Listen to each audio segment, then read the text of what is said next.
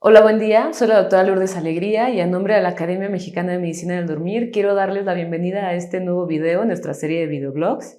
El día de hoy vamos a hablar sobre fibromialgia y sueño y para eso nos acompaña la doctora Maritza Sandoval. Doctora, gracias por acompañarnos. Hola, mucho gusto. Bueno, antes de empezar me gustaría presentarla. La doctora Maritza Sandoval es médico psiquiatra por la Universidad de Guadalajara, cuenta con alta especialidad en trastornos del dormir por la UNAM, labora como psiquiatra en la Clínica de Sueño de Querétaro y en el Hospital Santo Tomás, y actualmente es la coordinadora de la sección de psiquiatría y sus trastornos del sueño en la Academia Mexicana de Psiquiatría. Doctora, para iniciar este blog sobre la relación de la fibromialgia y el sueño, me gustaría preguntarle, ¿qué es la fibromialgia? Sí, la fibromialgia es un síndrome que genera dolor musculoesquelético. Generalmente el dolor es difuso, generalizado, y es un dolor que puede venir acompañado también de algunos otros síntomas, dentro de estos trastornos del sueño, alteraciones en el dormir, alteraciones en la cognición, puede haber también síntomas emocionales, síntomas afectivos. También puede haber cansancio, puede haber fatiga crónica y también se puede presentar con rigidez muscular.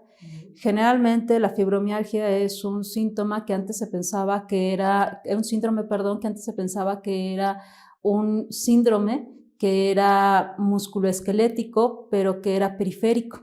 Y ahora sabemos que es un síndrome con síntomas sensitivos centrales y que pueden generar, digamos, diferentes síntomas y que la mayoría de las veces esta alteración a la cuestión neurobiológica nos puede ayudar a describir la mayoría de los síntomas que encontramos en la fibromialgia.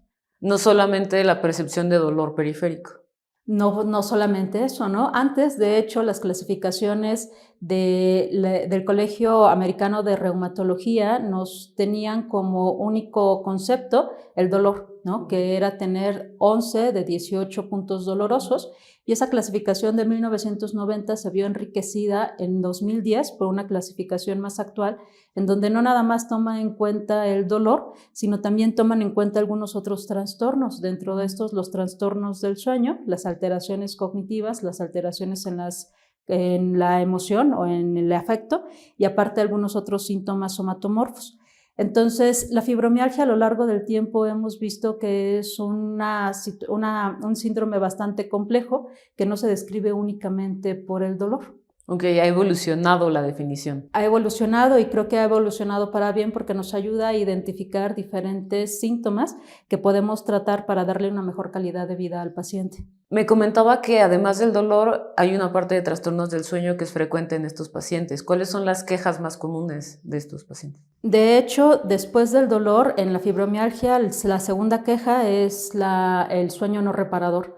Dentro de las alteraciones en el sueño, podemos encontrar que los pacientes con fibromialgia tienen alteraciones para mantener el sueño durante toda la noche, tienen una eficiencia de sueño muy disminuida y también puede ser que tengan sueño de ondas lentas disminuido también. La mayoría de las veces cuesta trabajo que empiecen a dormir y también puede ser que cueste trabajo terminar el sueño. Estos síntomas se asocian prácticamente a insomnio. Entonces, la queja más frecuente en los pacientes que tienen fibromialgia es un sueño no reparador y muchas de las veces hacemos el diagnóstico de insomnio. Sin embargo, también hay algunas otras enfermedades que se pueden presentar en fibromialgia, por ejemplo, la apnea del sueño. La apnea del sueño también es muy característica de pacientes que tienen fibromialgia y sobre todo del sexo masculino, ¿no? Las mujeres tienen una proporción menor en cuestión de apnea del sueño, pero los hombres tienen una proporción realmente muy alta de apnea del sueño, los que tienen fibromialgia. Además de eso, también podemos encontrar síndrome de piernas inquietas, movimiento periódico de extremidades, y claro que podemos encontrar cualquier enfermedad del sueño, pero esas son las más comunes. Ok, ¿por qué sería importante para nosotros como especialistas del sueño promover que haya un buen sueño en fibromialgia y tratar todos estos trastornos? Eso es muy interesante porque cuando se le empezó a dar la relevancia al sueño en la fibromialgia, lo que pudimos notar es que muchos estudios pueden identificar que hay una relación estrecha entre la gravedad de la fibromialgia con la gravedad de los trastornos del sueño. Muchas de las veces pensamos que puede ser un detonante el tener alguna alteración del sueño para manifestar síntomas de fibromialgia. Ha habido estudios también en donde podemos identificar que las personas que tienen más dolor generalmente tienen un patrón de sueño peor, ¿no? Pero también en estudios en donde se han hecho, digamos, cuestionarios a pacientes en donde ellos pueden describir los síntomas con los que cursan en el día a día, desde síntomas dolorosos, síntomas cognitivos, síntomas afectivos. Podemos observar que generalmente cuando un paciente tiene un mal dormir, la mayoría de las veces el dolor va a aumentar y los síntomas se hacen todavía más graves. Entonces, sí existe una relación muy importante de los trastornos del sueño con los síntomas de fibromialgia.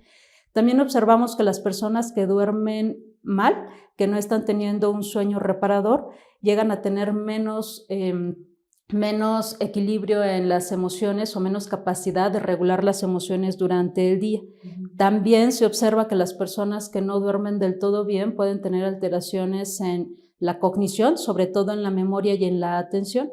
Entonces sí existe una correlación muy directa del sueño con la fibromialgia. No solamente dolor, sino también emocional y también cognitivo. Sí, claro, emocional y cognitivo. De hecho, la cuestión emocional es una de las causas más o de las quejas más frecuentes en fibromialgia. Más o menos se presenta entre un 70 y un 80% de los pacientes que tienen fibromialgia. Entonces, si sabemos que el sueño, un mal sueño puede agravar todavía esos síntomas, entonces tiene una correlación muy directa. Ok, hablando sobre los estudios de sueño que también comentaba del SAOS y de piernas inquietas, ¿qué tan indicado es hacerle una polisomnografía a estos pacientes y qué esperamos encontrar en los resultados? Generalmente no es una indicación para un paciente con fibromialgia que tiene alteraciones en el sueño una polisomnografía, pero sí podemos observar que hay ciertos patrones que se pueden presentar en la polisomnografía. De hecho, ya desde hace mucho tiempo ha tomado mucho interés los patrones electroencefalográficos de los pacientes que tienen fibromialgia.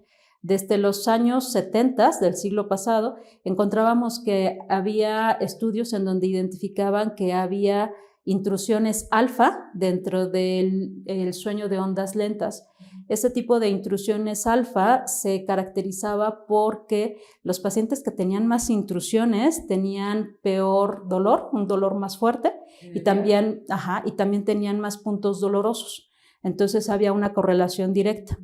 Es un patrón frecuente de las intrusiones alfa dentro del sueño de ondas lentas y de hecho es tan frecuente que en algún momento se quiso tomar como un patrón para diagnóstico de fibromialgia. Sin embargo, los estudios nos han hecho ver que no es algo patognomónico solamente de la fibromialgia, entonces no podemos tomarlo como un indicador. Dentro de las alteraciones en la polisomnografía podemos encontrar diferentes. Podemos encontrar alteraciones en el inicio del sueño, en la continuidad del dormir, en la arquitectura del sueño, incluso hasta en la microestructura del dormir. Generalmente las alteraciones que encontramos en los pacientes que tienen fibromialgia en cuestión de arquitectura de sueño es una latencia a sueño prolongada, también una latencia a sueño-humor prolongada, más larga de lo que debería de ser. Encontramos que se fragmenta mucho el sueño durante la noche, tienen un índice de despertares más alto, tienen también un índice más alto de cambios de fase durante el dormir, una eficiencia de sueño más baja y también una disminución del sueño de ondas lentas.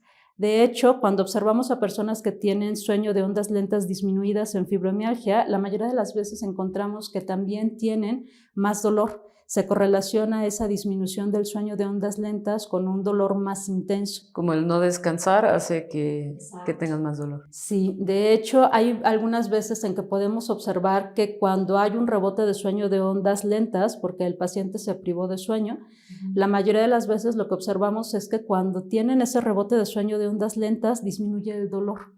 Entonces eso es algo interesante que lo podemos utilizar a favor de los pacientes para dar tratamientos que ayuden a dormir, pero que también tengan un impacto en la cuestión del dolor. Y en cuanto a la microestructura, también podemos encontrar, lo que más se ha descrito son las intrusiones alfa, y estas intrusiones alfa generalmente hacen que el sueño sea menos reparador, que tengan menos funcionalidad durante el día Y también podemos encontrar patrones alternantes durante el sueño. Podemos encontrar complejos K con intrusiones alfa y podremos encontrar patrón cíclico alternante, que eso también predice el que tengan menos funcionalidad durante el día y que su eficiencia de sueño también sea menor durante la noche. El hecho de que tenga el patrón alternante. Sí, sí, exacto. Ok, muchos trastornos en la arquitectura del sueño, muchas alteraciones. Muchas alteraciones, todavía no podemos encontrar un marcador que diferencie a la fibromialgia o que nos pueda ayudar a un diagnóstico más certero o que homogenice síntomas. Tampoco nos puede ayudar ahorita para saber si el tratamiento está funcionando como tal, pero sí podemos encontrar diferentes patrones que nos pueden ayudar a establecer, digamos, modelos teóricos para poder explicar la fibromialgia. Y ahí es en donde se torna interesante la cuestión del sueño. Sí, nosotros como psiquiatras, tomando en cuenta que la fibromialgia lo ideal sería un abordaje multidisciplinario, no solamente los pacientes van al reumatólogo, que es lo más común, es el que habitualmente realiza el diagnóstico. ¿Cuál es el papel del psiquiatra en todo esto? ¿Cómo podríamos nosotros ayudar al paciente? Pues el papel del psiquiatra es un papel importante porque estamos hablando que un 70 o un 80% de los pacientes con fibromialgia tienen alteraciones del afecto y alteraciones de ansiedad, son los más comunes. Entonces, si nosotros hacemos intervenciones, pueden ser intervenciones psicoeducativas para ayudarles a entender, a afrontar la enfermedad. Y también pueden ser intervenciones farmacológicas para ayudar a controlar los síntomas afectivos.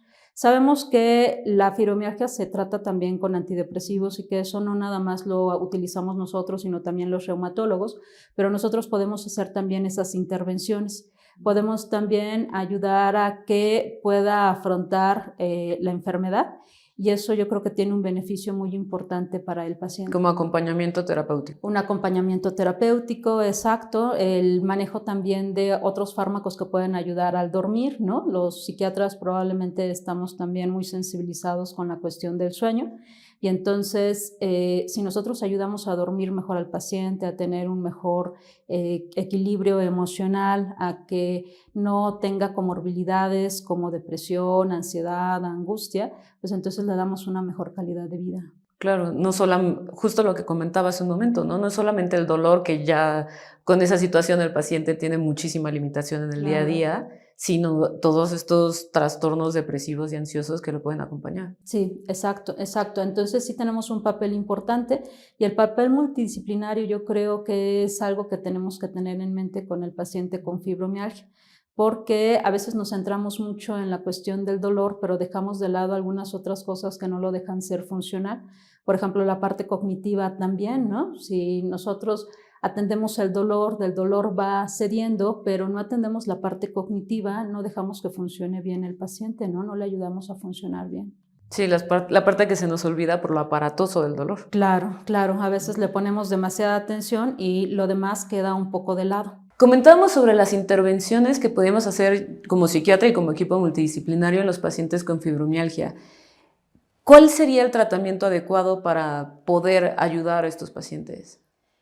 Podríamos dividirlo en dos tipos de tratamiento farmacológico y tratamiento no farmacológico. Enfocado a la cuestión del sueño, podemos pensar que hay medicamentos como los antidepresivos que nos pueden ayudar. Se han hecho algunos metaanálisis y dentro de estos metaanálisis encontramos que los medicamentos que más funcionan para la cuestión del sueño es amitriptilina y duloxetina. La amitriptilina generalmente nos da una mejor calidad de sueño, un tiempo total de sueño más largo y una latencia de sueño más corta. La duloxetina también nos da una eficiencia de sueño más adecuada, nos da una menor interrupción del sueño y también nos da una calidad de sueño mayor. Además de todo esto, la duloxetina probablemente tiene una ventaja sobre la amitriptilina porque también nos ayuda a algunos otros síntomas, como por ejemplo el dolor y algunos síntomas somáticos. Entonces, probablemente nuestra primera elección tendría que ser duloxetina. Existen algunos otros medicamentos que son neuromoduladores que nos pueden ayudar también para mejorar el patrón del sueño. Dentro de estos, los que más destacan son la pregabalina. La pregabalina, por ser un neuromodulador, ayuda al dolor, pero también se ha observado que mejora la continuidad del dormir y sobre todo que genera más sueño de ondas lentas, que es algo que platicábamos hace un momento, que nos podría ayudar a generar una mejor calidad de sueño, pero también a disminuir algunos otros síntomas dentro de la fibromialgia. La pregabalina también nos ayuda al dolor y entonces eso también puede ser un buen medicamento para controlar el sueño o para mejorar el dormir. Un medicamento muy similar a la pregabalina es la gabapentina. También lo podemos utilizar para que mejore la calidad de sueño en el paciente. Hay algunos otros medicamentos como hipnóticos que también podemos utilizar, hipnóticos sedantes. El más utilizado en pacientes con fibromialgia es el oxibato sódico. El oxibato sódico es un medicamento que nos puede ayudar a que la latencia de sueño sea más corta, que la eficiencia de sueño sea mejor, que el tiempo total de sueño sea más largo y que la sensación de un sueño reparador sea más adecuada. Sin embargo, lamentablemente aquí en México no tenemos oxibato sódico, entonces es un medicamento que sabemos que en la teoría puede funcionar bien. También se ha utilizado la melatonina y la melatonina tiene que ver con que los pacientes con fibromialgia generalmente están muy activos durante la noche. Cuando se han hecho estudios con actígrafo, podemos encontrar que hay mucha actividad durante la noche y entonces la melatonina nos puede ayudar a regular esos patrones circadianos que pueden estar alterados en pacientes con fibromialgia. No tiene tanta evidencia como los antidepresivos o los neuromoduladores, pero es un medicamento que también podemos utilizar. Y dentro de los tratamientos no farmacológicos, lo que nos indican algunas sociedades, como la Sociedad Americana del Dolor, es que la primera opción es la terapia cognitivo-conductual para ayudar a controlar algunos síntomas y dentro de estos síntomas, los síntomas de las alteraciones en el sueño. Generalmente, como lo veíamos, las alteraciones en el sueño más comunes es el insomnio. Entonces, la terapia cognitivo-conductual tendría que ir enfocada al insomnio. Además de eso, también podemos generar intervenciones cognitivo-conductuales también para mejorar la cognición y la atención y también para tener una percepción diferente del dolor, ¿no?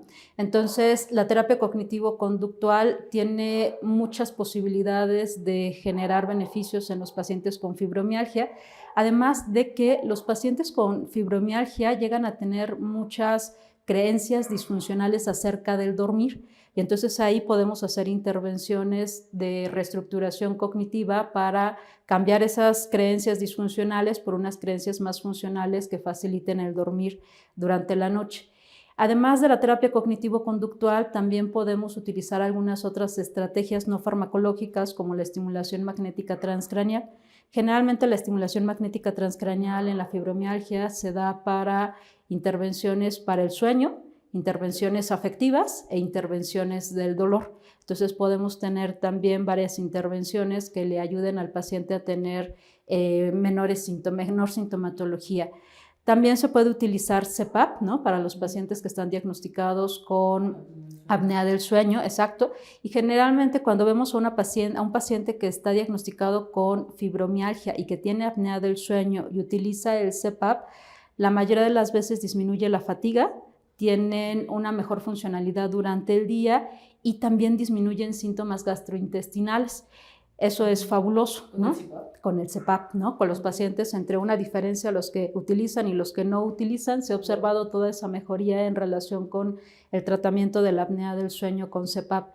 Y en cuestión de la estimulación magnética transcraneal, también observamos que puede ser que tengan una mejor calidad de sueño y un tiempo total de sueño más prolongado y una latencia de sueño más corta. Entonces, cualquiera de estos tratamientos nos pueden ayudar para generar intervenciones para favorecer la calidad de vida de los pacientes con fibromialgia. Sin limitarnos solamente al tratamiento farmacológico. Claro, de hecho, la mayoría de las veces algo interesante sería combinar los tratamientos, ¿no? Buscar la manera de que el paciente esté cubierto en la mayoría de las dimensiones. Ahorita nos dedicamos un poco más a la cuestión del sueño, pero también tenemos que pensar que el paciente tendrá que estar tratado por un equipo multidisciplinario, donde hay que tratar algunas otras cosas. Pero entonces sí hay que hacer algunas intervenciones o mezclas de tratamientos porque los pacientes no son homogéneos.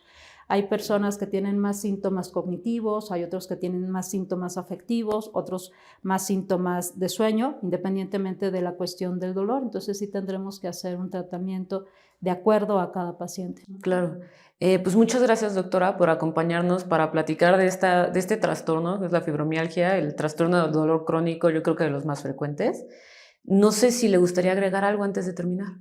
Sí, yo creo que acabas de decir algo importante, que es de los trastornos de dolor más frecuentes, más o menos en la consulta de los reumatólogos está entre las primeras 5 patologías que atienden y entonces sí tiene una prevalencia muy importante. También se considera que más o menos un 10% de la atención primaria también tiene que ver con el dolor y que muchas de las veces se necesitan estrategias para que el médico de primer nivel pueda hacer el O diagnóstico. sea, 1 de cada 10 pacientes que llegan a la consulta de atención primaria, wow. Puede ser que tenga fibromialgia, ¿no? Y entonces ahí es donde necesitamos hacer intervenciones para que se hagan diagnósticos oportunos, diagnósticos certeros también, que eso nos ha ayudado mucho los criterios diagnósticos que tenemos actualmente y algunas escalas que se pueden utilizar para identificar puntos dolorosos, para identificar severidad de síntomas como trastornos del sueño, sobre todo en cuestión de continuidad del dormir,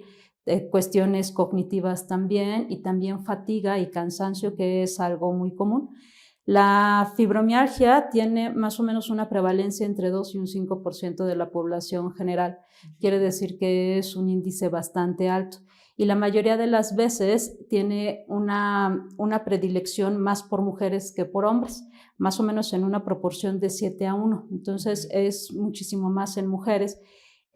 También genera mucha disfuncionalidad, ¿no? Si una persona no se puede mover por el dolor, no se levanta, no es funcional, puede ser que genere un costo alto a la salud pública también.